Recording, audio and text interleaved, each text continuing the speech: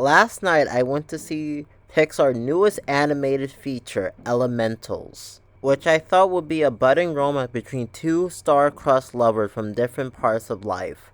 But it turns out not to be the case. But before we get into it, make sure you like, subscribe, and comment on this video. Let's get right into it.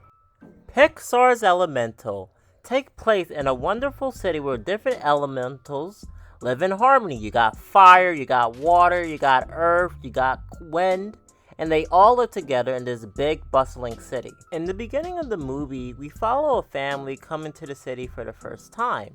We see them move into the city and become one with the city itself, building an ethnic enclave and bringing their culture with them and starting a community. Due to discrimination, which leads us with the character Amber, who had to deal with the burden of appeasing her parents and customs and tradition. She is burdened to follow the tradition and customs and follow in the path of her parents and continue the family business, which make her cross paths with a water boy named Wade, who is an inspector for the city and threatens to foreclose the family business due to health code violations.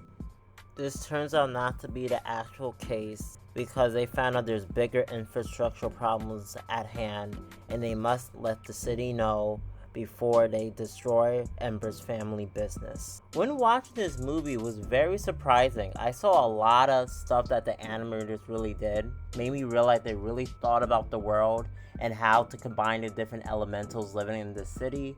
You see the wind people, the fire people, the water people, the earth people, all living in harmony in different buildings and whatnot, which was really cool to me. Especially with the wordplay, what they did with the different elements. They did a lot of puns. For example, some in Wade's brothers and sisters. One of them was Marco and Polo. And when he was in the house, he was looking for them and he yelled Marco and Polo. That was a very cool pun.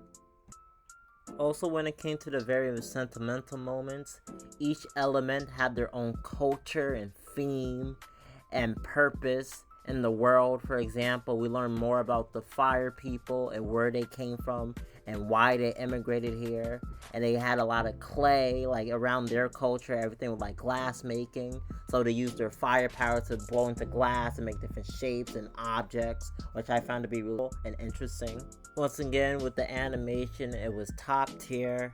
Pixar blew it out the park like how they usually do.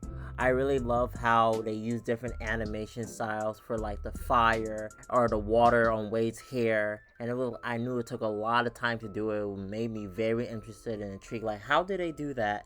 Like, how long did it take for like to render Ember's hair or her body moving in such a flowy motion? Because these aren't typical people that we're watching. These are like elements and how they react to different environments. And I also like the visual gags, what they were doing. Like, for example, Wade falling into grates, or Ember using oil to make herself bigger when she's angry. And when she's angry, she turns purple, or like a more bluish fire, very hot-tempered.